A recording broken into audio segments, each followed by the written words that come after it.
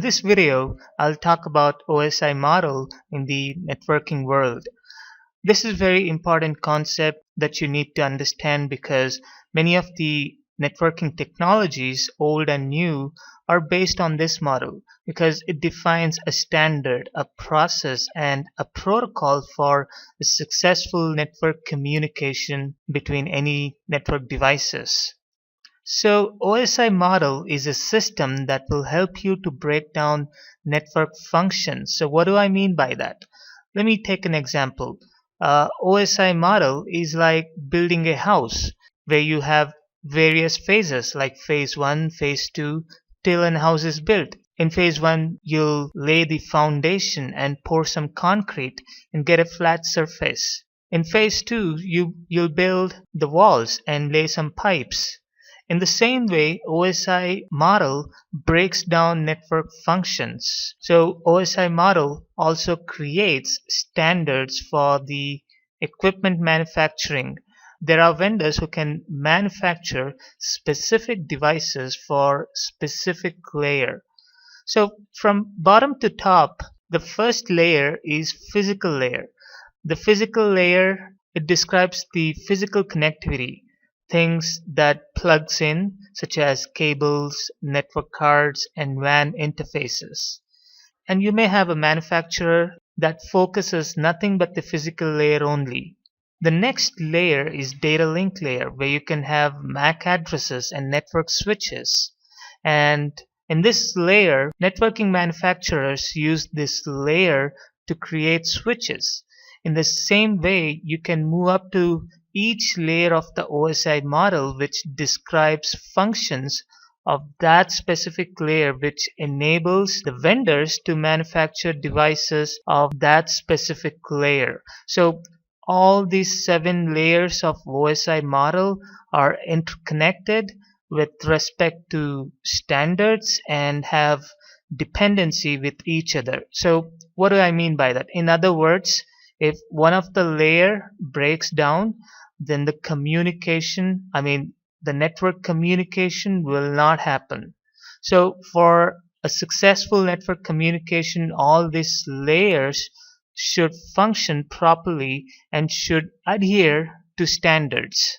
Maintaining standards is very important, and this same set of standards enable us to buy products from different vendors. For example, at physical layer, I can buy an Intel network card, and at data link layer, I can buy a Cisco switch. And these different vendors follow a set of standards, and that enables me to have a successful network communication. So let me walk you through the 7 layers of OSI model layer by layer. Let's start with application layer. So what is application layer? Application layer is an interface, meaning an application that is used to communicate over the network. So the application should be network aware, such as Internet Explorer or other similar programs that can send and receive data on the network. So this is the layer where the data starts transmitting or ends receiving. Next, the data will pass through the presentation layer. In this layer, the data is formatted into something that network devices in the other layer can understand. For example, if you browse google.com, the web page is presented in HTML format. The other browsers or servers can understand this. So you may have pictures in JPEG format. It is a format that every web browsers or web servers can understand. So this is one of the functions of the presentation layer, which formats the data in generic format so that every network devices can understand the data that is being sent or received. Another function of presentation layer is to provide encryption services. So for example, if you browse your banking web page, the data is secured using SSL certificates. So this is one of the encryption services that presentation layer provides. The data is then passed on to the session layer. Session layer is the layer where the sessions are started and ended. So the session will start, for example, when you open the web browser and access a web page. And also the session layer keeps track of all the sessions, and it also keeps them separate. For example, on your computer, you may have started 5 different applications which might have 5 different sessions. So the session layer is responsible to keep a track of all these sessions and keep them separate. So basically, the session layer makes sure that the right data go to the right program. In Cisco world, the top 3 layers, which are application, presentation, session, are not so important because the data stays on the computer itself and doesn't leave your computer during these 3 layers. So these 3 layers are handled by your operating system. It can be Windows or Linux or whatever. So Cisco devices work only on bottom 4 layers, which is transport, network, data link, and physical layer, because they don't operate on top 3 layers. So next comes the transport layer, which is the most important layer of the OSI model. The transport layer decides on how the data is sent. So in this layer, you have the choice to send the data reliably and unreliably. When I say reliably, it means that I need to make sure that the data reaches its destination.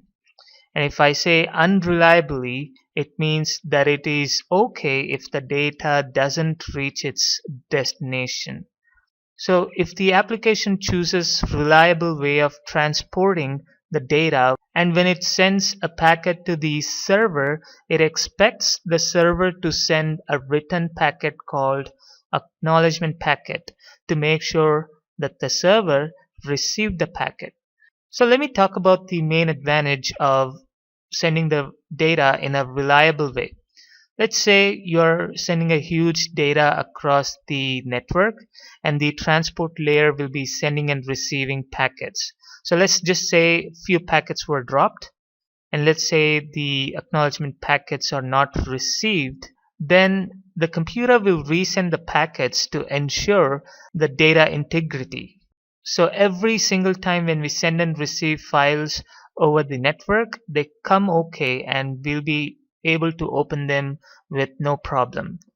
So this is the function of the transport layer. Then if this is the case, you might be wondering, why would you like to do unreliable transmission of the data?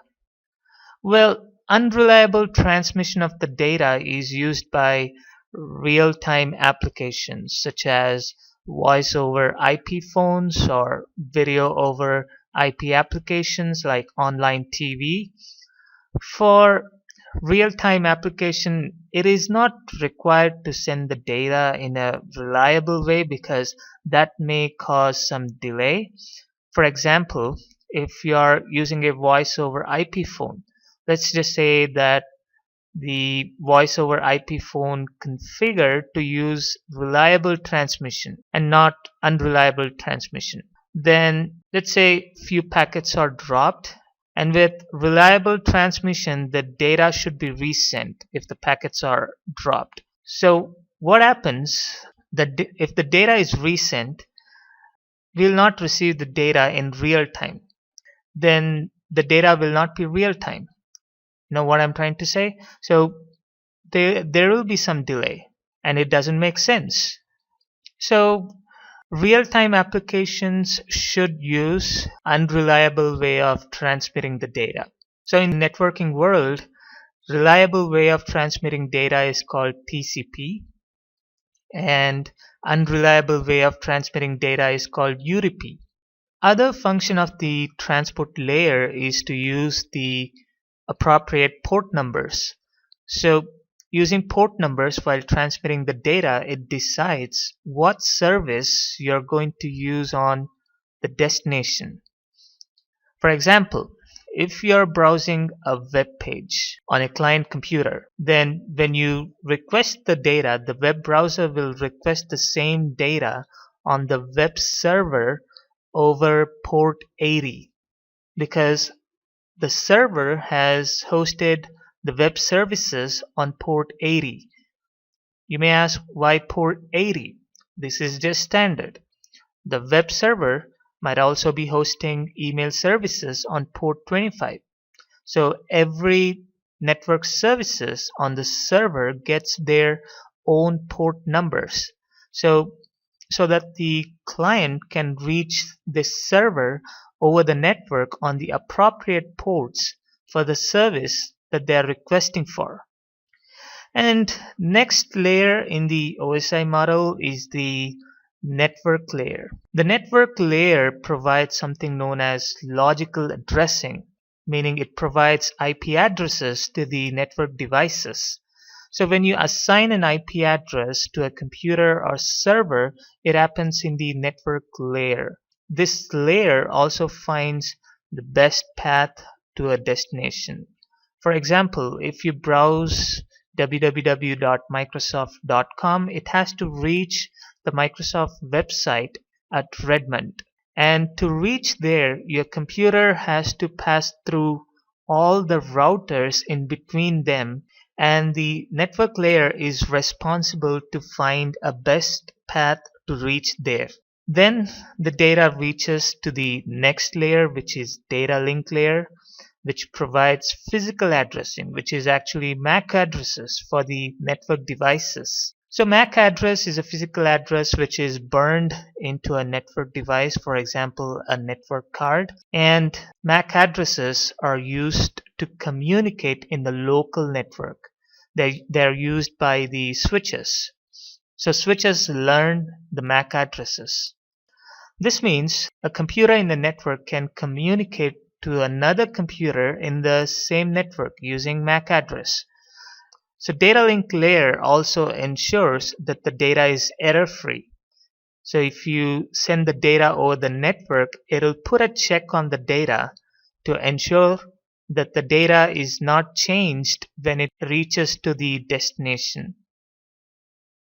The last layer we have here is the physical layer. The physical layer is where we have physical access to the cable. This is the layer where data gets converted to electrical signals such as ones and zeros, and then the data is sent over the physical wire. So let me talk how we can put the theory of OSI model in a real world. So let us go through an example. So we have a client on the left side using IE to browse a website. Let's say it would like to browse www.microsoft.com. Behind the scene, that computer sends a request to its local or public DNS server. And when the DNS server resolves the Microsoft.com into an IP address, it will reply back to its client with the public IP address of Microsoft.com. Let's just say 200.1.1.1. Then the computer will request the application layer to find the web page in HTML format of Microsoft.com. So it's going to package the request in HTTP format in the presentation layer, and then the session layer will initiate a separate session for this request.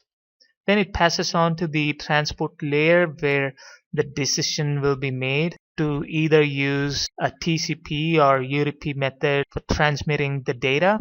In this case, as we are using Internet Explorer will use TCP as its preferred method of transmitting the data. While in the transport layer, another decision will be made for port number.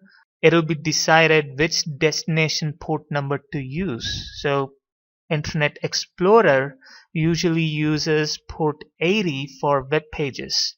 Both source and destination port numbers are used here in the transport layer, but the source port number will be dynamic based on the application and the operating system.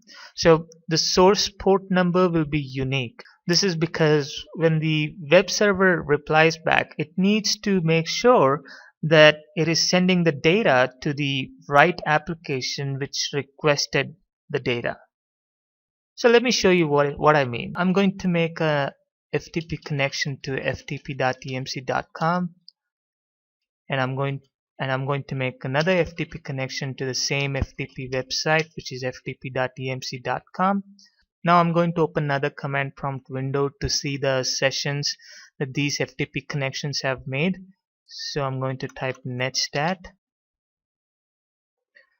So you can see here I've created two FTP connections from my local PC, and you can see here the source port number is not the same. So each session has its own source port number, but the destination port number remains the same.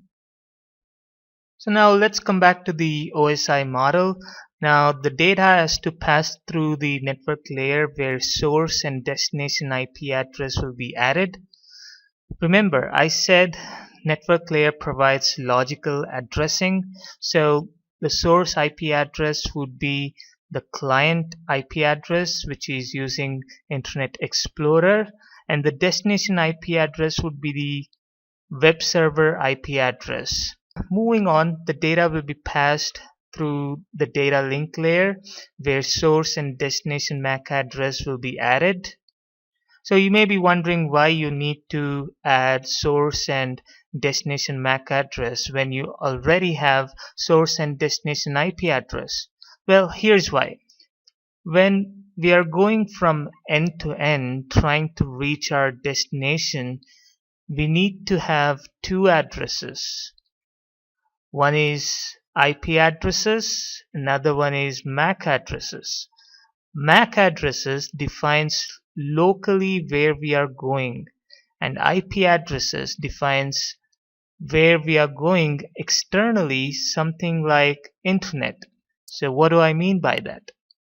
So in this scenario, we have the source IP address as the client computer and the destination IP address as the web server. Now, if the client finds out that the web server is not in the local network, the destination MAC address will be the MAC address of its default gateway, and the source MAC address will be the MAC address of the client computer. Why it chooses the client computer's default gateway's MAC address as the destination MAC address is we need default gateway to route the request to the appropriate network, because the web server is not on the local network where the client computer is located. And one more point that you have to remember is that the source MAC address will not change till the destination is reached, but the destination MAC address will change at each hop until the destination is reached. So let me explain that to you. So the client made a request using Internet Explorer to this web server.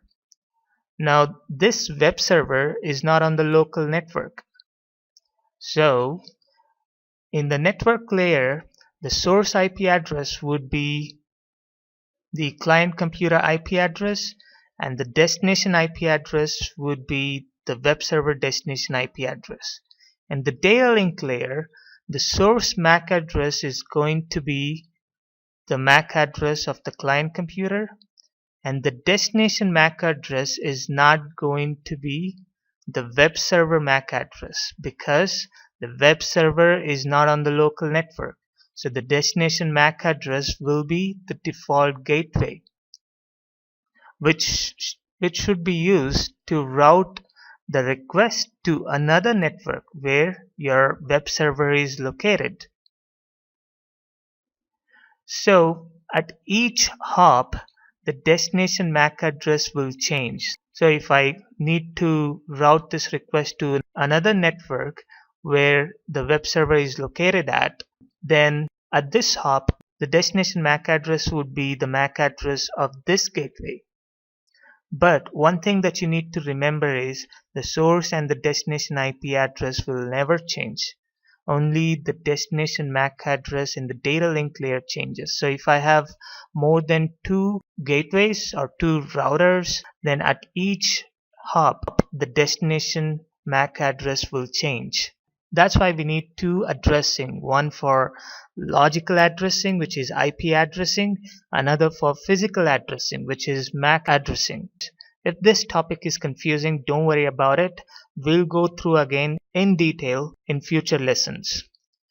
Finally, we are down to physical layer, where the message will be transferred using physical medium such as wire. Now the data will go through hop by hop, router by router, till the destination is reached. When it reaches the destination network using the physical layer, the data link layer at the other end looks at the destination MAC address, which will be a switch in this case, and identifies that the destination MAC address belongs to its network. So it would forward the request to the appropriate web server. So before it directly forwards that request to the appropriate web server, it will pass on to the next layer, which is the network layer, where the IP address will be looked at, and it identifies that the IP address belongs to its network. Then at the transport layer, it will analyze whether it's a TCP or UDP transmission, and also it will determine the destination port number. So in this case, the transmission is TCP and the port number is port 80 for the web server. So then it will create a unique session for this client computer at the session layer. Then the presentation layer will reformat the data into HTTP format and sends it to the application layer in HTML format so that the web server can understand.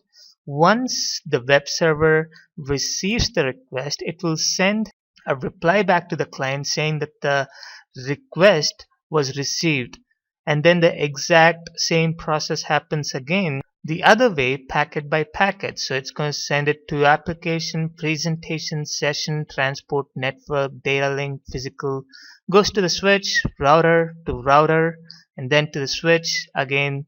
It goes to physical layer, data link layer, network, transport, session, presentation, and application till it reaches its destination.